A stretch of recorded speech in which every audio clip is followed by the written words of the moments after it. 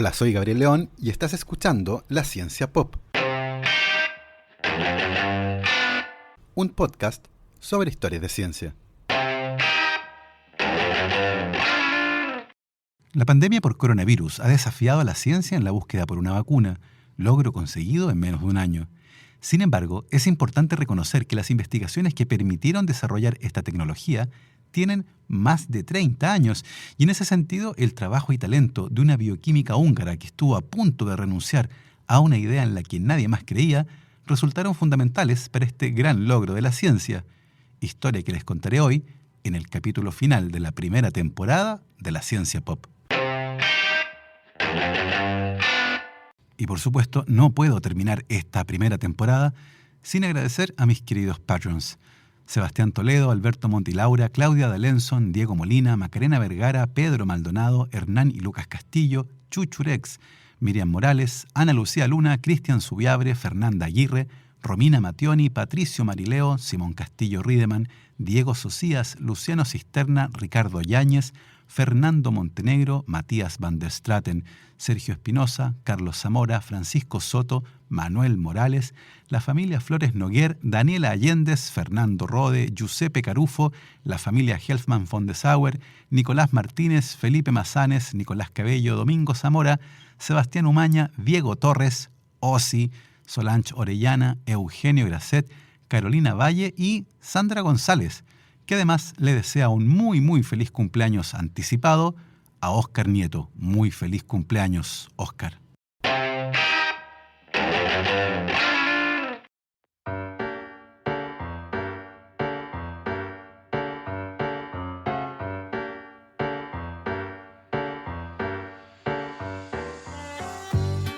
Katalin Karikó nació el 17 de enero de 1955 en Hungría, en un pueblo de nombre impronunciable que tiene 8 consonantes, apenas 4 vocales y 3 tildes. Luego de estudiar bioquímica, hizo su doctorado en la Universidad de Szeged, en donde en 1978 comenzó a trabajar en la estructura química de unas moléculas muy particulares, los ARN mensajeros. Nuestro cuerpo funciona gracias a la acción de miles de proteínas diferentes, las que tienen distintos roles. Hay proteínas estructurales, como las que forman el pelo o las uñas, llamadas queratinas. Existen proteínas que tienen propiedades especiales, como las que forman nuestros músculos y pueden moverse. Estas proteínas motoras, llamadas miosinas, son fundamentales para explicar la capacidad contráctil de nuestros músculos. Existen otras proteínas que regulan nuestro metabolismo, llamadas proteínas señalizadoras, y existen otras que facilitan las reacciones químicas que ocurren en nuestros cuerpos, llamadas enzimas. Una cosa interesante de las proteínas es que constantemente se están recambiando.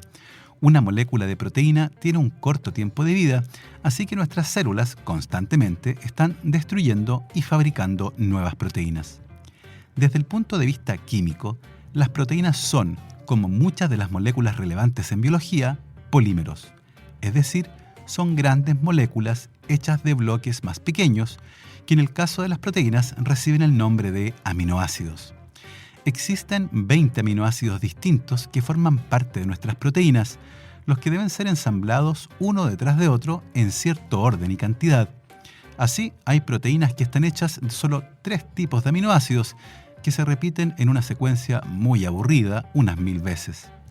Hay otras proteínas enormes que se fabrican usando todos los tipos distintos de aminoácidos y que tienen estructuras muy complejas. Durante mucho tiempo se sabía que las instrucciones para fabricar proteínas, es decir, en qué orden debían ensamblarse los aminoácidos, residía en el ADN. Esta molécula gigantesca contiene la información para fabricar todas y cada una de las proteínas de nuestro cuerpo. Por eso el ADN es tan importante. Si tiene un error, una mutación, eso implica que una proteína estará mal construida o ausente, lo que podría asociarse con una enfermedad. En nuestras células, la información genética, el ADN, se encuentra en el núcleo, mientras que la fábrica de proteínas está fuera del núcleo, en el citoplasma. Imaginen a las células como una fábrica. El núcleo es la oficina de la gerencia, donde está toda la información relevante. La planta, que se dedica a fabricar proteínas, es el citoplasma. Si es necesario fabricar una proteína, hay que sacar las instrucciones desde la oficina de la gerencia. El problema es que las instrucciones están en una suerte de archivos enormes, llamados cromosomas, y sacarlos del núcleo para llevarlos al citoplasma sería muy poco práctico. Además, sería peligroso, porque en la planta hay grasa, hornos, sierras y se podría dañar de manera permanente la valiosa información del ADN. ¿Cómo podríamos sacar entonces las instrucciones desde la oficina de la gerencia? Fácil, fotocopiándola. La forma más fácil de sacar las instrucciones para fabricar una proteína en particular sin mover el archivador completo es copiando la información que sirve para fabricar esa proteína. La fotocopia, ese fragmento de información que lleva las instrucciones para fabricar una proteína, corresponde al ARN mensajero. Esa molécula puede salir del núcleo y la información que lleva es leída por una compleja maquinaria molecular llamada ribosoma, que lee el ARN mensajero y fabrica proteínas de acuerdo a esas instrucciones. Así, el flujo de información en nuestras células va desde el ADN al ARN mensajero a las proteínas. Las moléculas de ARN mensajero tienen una vida media muy corta que va desde los pocos minutos a las horas. Esto permite regular de manera fina la producción de proteínas, ya que si los ARN mensajeros duraran mucho tiempo, terminaríamos fabricando un sobrestock de proteínas. Esas moléculas, los ARN mensajeros, las fotocopias de nuestros genes, eran las que ocupaban el corazón y la cabeza de Katalin Karikó. Luego de terminar su doctorado en Hungría, Karikó consiguió un puesto como investigadora postdoctoral en Estados Unidos, en la Universidad de Temple, Pensilvania, en 1985. Para poder costear el viaje de ella, su marido y su hija vendieron el auto familiar, y el dinero, cambiado a dólares en el mercado negro en Hungría que formaba parte del bloque soviético en plena Guerra Fría, fue escondido en el interior del osito de peluche de su hija de 2 años. En Estados Unidos, Karikó siguió trabajando en el ARN mensajero, esta vez en un área muy innovadora, el uso terapéutico de este tipo de moléculas. Entre 1985 y 1988, Karikó participó como investigadora en un novedoso ensayo clínico para tratar a pacientes con SIDA con una molécula de ARN especial. Por esos años, Karikó tenía entre ceja y ceja una idea. ¿Por qué no usar a las moléculas de ARN mensajero como agentes terapéuticos? Muchas enfermedades se relacionan con la falta de una proteína y tal vez solo bastaría con darles a las personas la molécula de ARN mensajero con las instrucciones para fabricar esa proteína. Por esa época, todo el mundo hablaba de la terapia génica, la idea de poder incorporar información genética nueva dentro de nuestro genoma. De esta forma se podrían curar enfermedades genéticas dándole a los pacientes una copia sana del gen defectuoso. Sin embargo, Karikó pensaba que los ARN mensajeros eran más versátiles y ofrecían una plataforma más sencilla para realizar aproximaciones terapéuticas. El año 1990, un artículo publicado en la revista Science mostraba que era posible hacerlo. Un ARN mensajero inyectado directamente en los músculos de un ratón podía ser usado por las células para producir una proteína en particular. Para ese experimento, los investigadores introdujeron las instrucciones para que los ratones fabricaran una proteína fluorescente. De esta forma, era muy fácil saber si el experimento había funcionado. Los músculos del ratón se volvían fluorescentes. Claro que no vayan a pensar en ratones que brillan en la noche. El nivel de fluorescencia era muy bajo y solo podía ser medido con un aparato especial. Ese mismo año, en 1990, y ya contratada como académica en la Universidad de Pensilvania, Katalin Karikó envió su primer proyecto de investigación relacionado con el uso terapéutico de los ARN mensajeros. Ese fue el inicio de una seguidilla de fallos adversos que cuestionaban la aventura científica de intentar usar de manera terapéutica a una molécula muy conocida, pero que presentaba varios problemas no resueltos y que desde el punto de vista técnico todavía se presentaba como un desafío mayor. Demasiado nuevo y demasiado arriesgado como para ser financiado. Entre 1990 y 1995, el fracaso para conseguir fondos de investigación y la negativa de Karikó para cambiar de tema de investigación y seguir insistiendo con los ARN mensajeros le pasó la cuenta. La Universidad de Pensilvania tomó la dolorosa decisión de degradarla académicamente, una acción que usualmente va acompañada de la renuncia del investigador. Caricó pensó seriamente en hacerlo, pero no estaba en condiciones de poder renunciar. Sin trabajo perdería su visa, su hija no podría estudiar en la universidad, que le ofrecía un muy buen descuento por ser funcionaria, y su marido, que había tenido problemas migratorios y estaba intentando entrar nuevamente a Estados Unidos, no podría hacerlo. Se cuestionó su inteligencia y capacidad para trabajar. En paralelo, un chequeo médico de rutina encendió las alertas de un posible cáncer. Oscuridad total. Caricó decidió que no se rendiría. Tenía un laboratorio y solo necesitaba mejores experimentos, mejor evidencia para lograr el apoyo a sus ideas. En 1998, el doctor Drew Weissman fue contratado por la Universidad de Pensilvania. Llevaba poco tiempo ahí cuando fue a sacar unas fotocopias y se encontró en la máquina Xerox con la mujer que trabajaba con la versión biológica de las fotocopias. Caricó y Weissman comenzaron a conversar y ella le contó que podía fabricar literalmente cualquier tipo de ARN mensajero. Weissman, que estaba interesado en desarrollar una vacuna contra el VIH, le propuso que trabajaran juntos.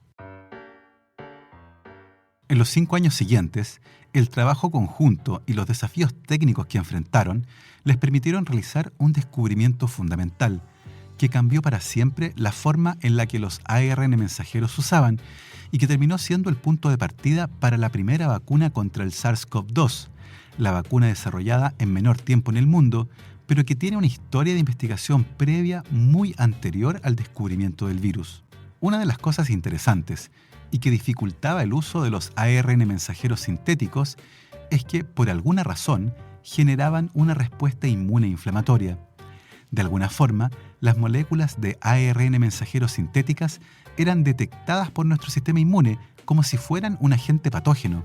En enero del año 2004, Caricó y Weissman publicaron un estudio que mostraba que un ARN mensajero sintetizado en el laboratorio era detectado por un componente específico del sistema inmune llamado receptor de tipo TOL3 o TLR3 por sus siglas en inglés. Que el sistema inmune detectara un ARN mensajero y respondiera a él como si fuera un patógeno parecía poco lógico, porque después de todo esas moléculas son producidas todo el tiempo por nuestras células y claramente no estamos respondiendo a ellas, porque de lo contrario tendríamos todos graves enfermedades autoinmunes. Sin embargo, sí tiene sentido que el sistema inmune reconozca al ARN derivado de bacterias o virus. El gran problema con esto es que el ARN está constituido por el mismo tipo de bloques fundamentales, independiente si se trata de un virus, una bacteria o una célula animal. Así como las proteínas son polímeros que están formados por aminoácidos, el ARN y también el ADN es un polímero que está formado por nucleótidos. En el caso del ADN, esos nucleótidos son nombrados coloquialmente como G, A, C y T, y en el caso del ARN como G, A, C y U. Para intentar entender estas diferencias, los investigadores dejaron de usar ARNs mensajeros sintéticos y comenzaron a estudiar lo que ocurría con ARNs de fuentes naturales, derivados de bacterias o animales. En abril del mismo año 2004, Caricó y Weissman publicaron un estudio que mostraba que el ARN bacteriano, pero no el de animales, era el que inducía una respuesta inmune inflamatoria. Lo interesante de esto es que los ARN mensajeros sintéticos usualmente son fabricados de manera tal que se parecen más a los de origen bacteriano que animal. De hecho, en el mismo estudio demostraron que un ARN mensajero sintético produce una respuesta inmune inflamatoria que puede ser eliminada si a ese ARN mensajero se le agregan las estructuras típicas de los ARNs de animales. Los resultados tenían sentido y explicaban por qué nuestro sistema inmune no nos ataca. Millones de años de evolución le habían permitido a nuestro sistema diferenciar de manera muy fina entre un ARN de origen propio que otro derivado de un virus o una bacteria. Finalmente, en agosto del 2005, Caricó y Weissman publicaron el que probablemente es el artículo más importante de sus carreras, el artículo que permitió generar una revolución y que muy probablemente les hará ganadores del premio Nobel en el futuro cercano. Pero esa historia se las contaré después de esta pausa. ¿Ah? ¿Cómo? ¿Perdón? ¿Qué cosa? ¿Te cuesta mantener conversaciones en espacios ruidosos? Así es la vida de muchas personas que experimentan pérdida auditiva. El uso de audífonos permite a estas personas volver a escuchar sonidos que habían olvidado y les permite comunicarse de mejor manera, generando una mejora significativa en su calidad de vida. Si ves televisión con el volumen muy alto o te cuesta conversar en ambientes con ruido, tal vez estés experimentando pérdida auditiva. En Más Audio cuentan con la tecnología más avanzada y los más cómodos y modernos audífonos de origen alemán, con los mejores precios del mercado, tecnología de punta y un servicio de primer nivel. En Más Audio te pueden ayudar a ti o a un familiar a volver a escuchar sonidos que ya no escuchas. Para más información, visita la página www.masaudio.cl o escribe al correo quiero@masaudio.cl. También puedes visitar sus páginas en Facebook o su tienda online en tienda.masaudio.cl, y si mencionas a la Ciencia Pop, te darán un 5% de descuento en la compra de audífonos. No te lo pierdas.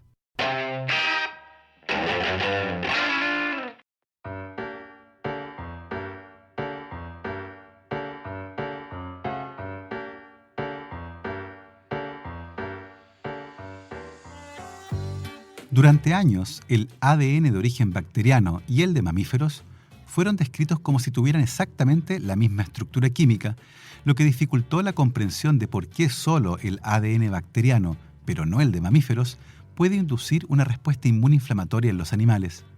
Por esos años, sin embargo, la microheterogeneidad estructural del ADN había comenzado a ser estudiada y, por ejemplo, se había descrito unas sutiles modificaciones químicas del ADN, llamadas metilaciones, las que habían demostrado ser la base estructural del reconocimiento para el sistema inmune. El ADN de origen animal usualmente está metilado, no así el de las bacterias, y si bien el ADN de bacterias y animales está construido con el mismo tipo de bloques químicos, esas pequeñas diferencias, algo así como una decoración química, podían permitir que nuestro sistema inmune diferenciara el origen de ese ADN. A la luz de este hallazgo, surgió la idea de que tal vez la capacidad del ARN de producir una respuesta inmunoinflamatoria está bajo el control de tipos similares de modificaciones químicas, muy sutiles pero específicas de los animales. Esta posibilidad tenía un gran sustento biológico, ya que se sabía que el ARN de los animales sufre casi 100 modificaciones químicas distintas en su estructura, las que están ausentes en los ARN sintetizados en el laboratorio. De esta forma, modificaciones químicas sutiles en los nucleótidos que forman al ARN son muchísimo más frecuentes en estas moléculas cuando son de origen animal, que no activan al sistema inmune produciendo una inflamación, a diferencia de lo que ocurre con los ARN de origen bacteriano o viral, que activan una respuesta inmunoinflamatoria. En agosto del año 2005, Caricó y Weissman publicaron un estudio en el que sintetizaron en el laboratorio un ARN, pero utilizando el mismo tipo de modificaciones químicas que usualmente se encuentran en las moléculas de origen animal. Cuando ese ARN sintético modificado era introducido en las células en cultivo, se suprimía la respuesta inmunoinflamatoria que típicamente se observaba cuando introducían un ARN sintético. Caricó y Weissman habían logrado generar una molécula de ARN sintético hipoalergénica. La relevancia de este trabajo es que nos permitió entender las bases estructurales de la respuesta inmune contra el ARN sintético y abrió la puerta a la producción de cualquier tipo de ARN mensajero que ahora podía ser introducido en las células sin que nuestro cuerpo lo reconociera como algo extraño. Con eso se abría la puerta al uso terapéutico de los ARN mensajeros sintéticos, el sueño de toda la vida de Katalin Karikó.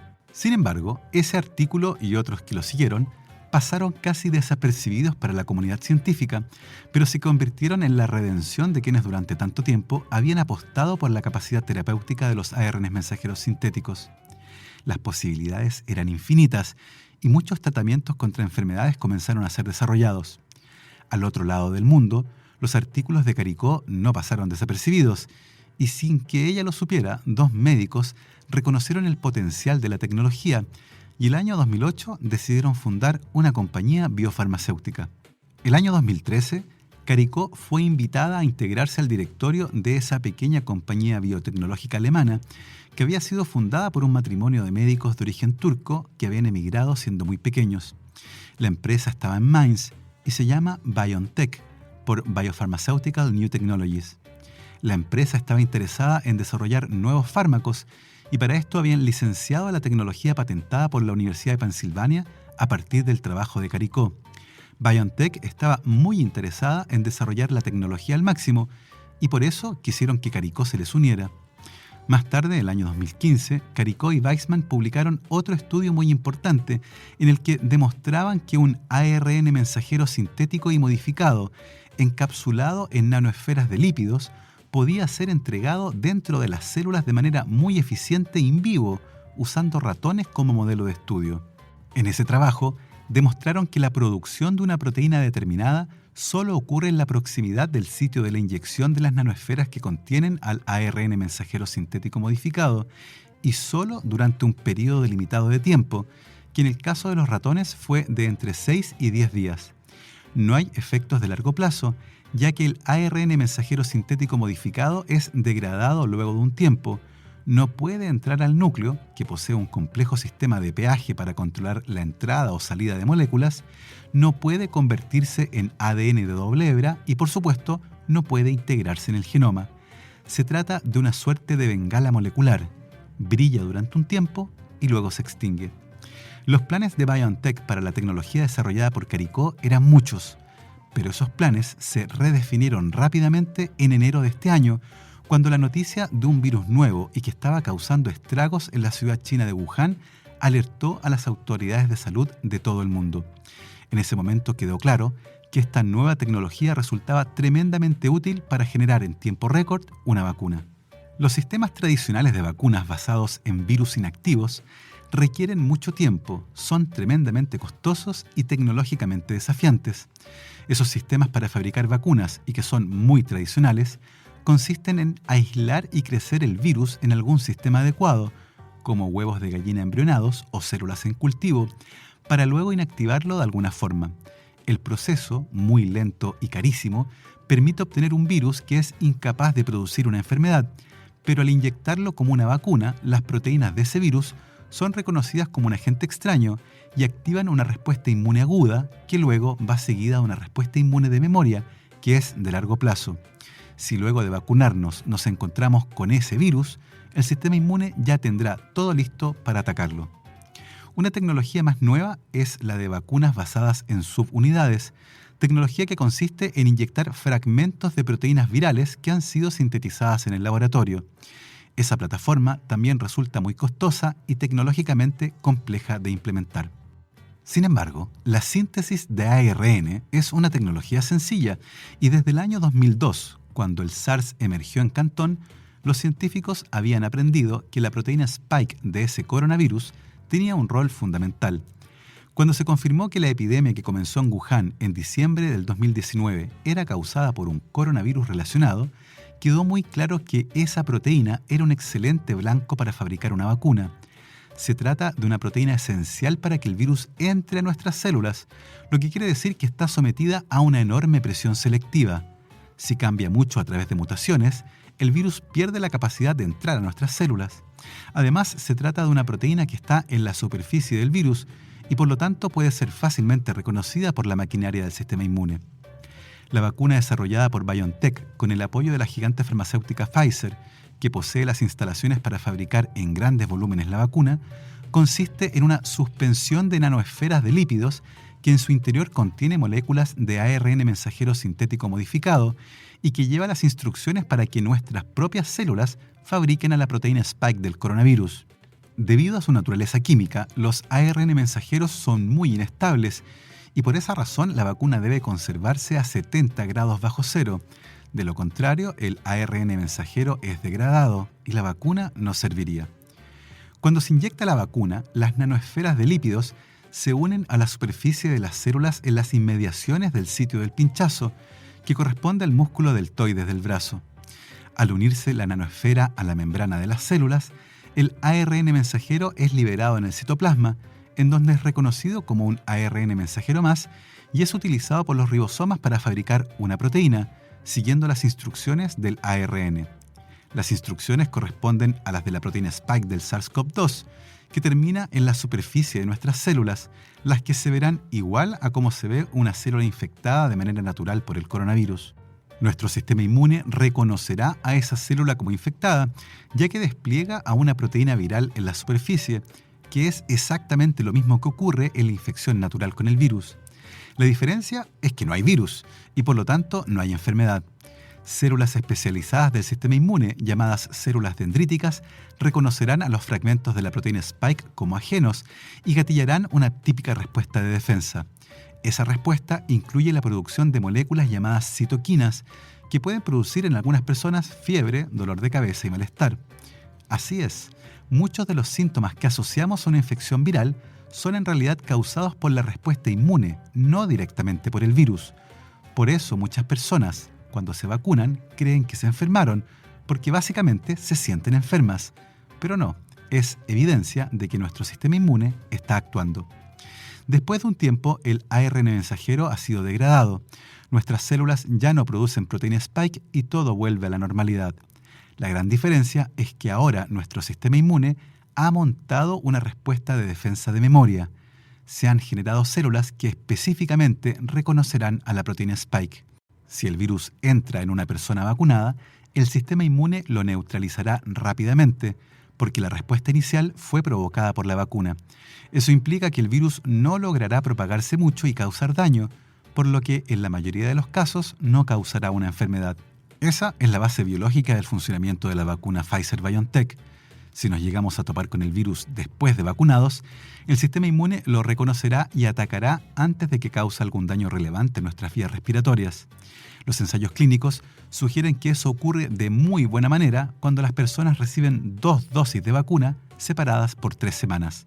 La vacuna desarrollada por BioNTech y Pfizer comenzó sus estudios preclínicos con ensayos en primates no humanos, demostrando una buena respuesta inmune y protección contra la infección, también un buen perfil de bioseguridad.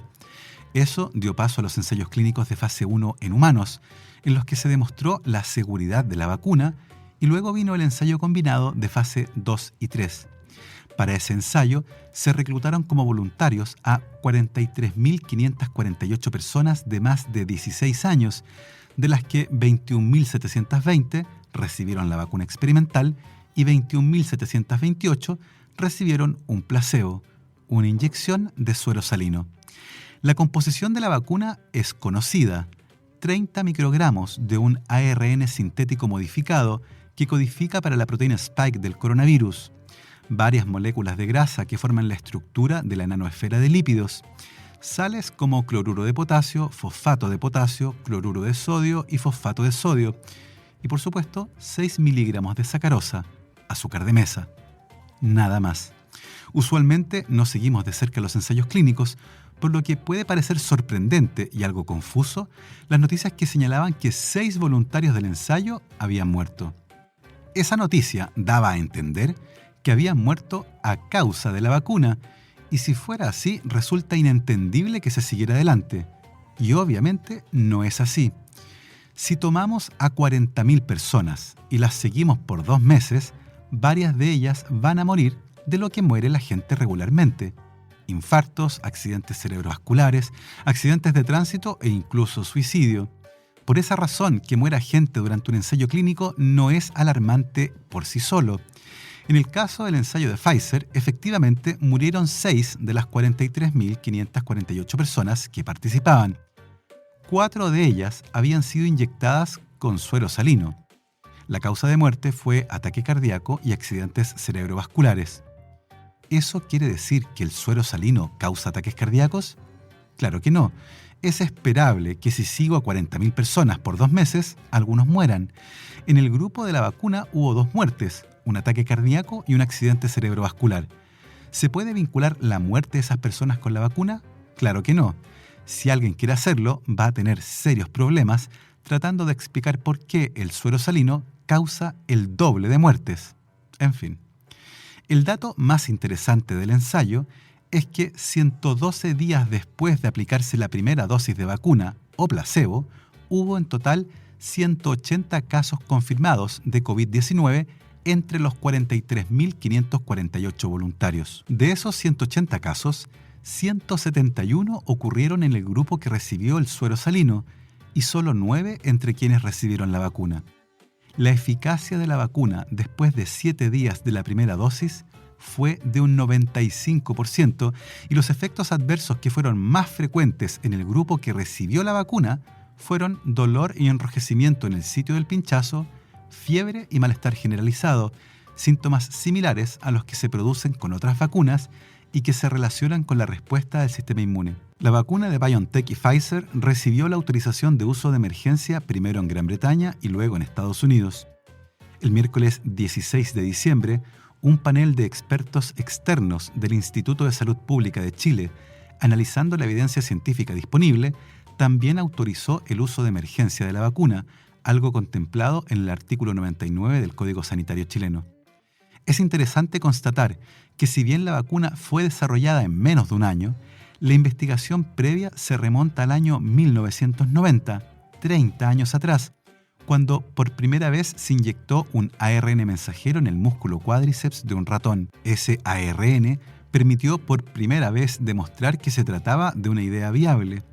Sin embargo, fue la visión y trabajo de la científica húngara Katalin Karikó lo que permitió desarrollar esta tecnología. Así que ya lo saben, en este caso también son 30 años.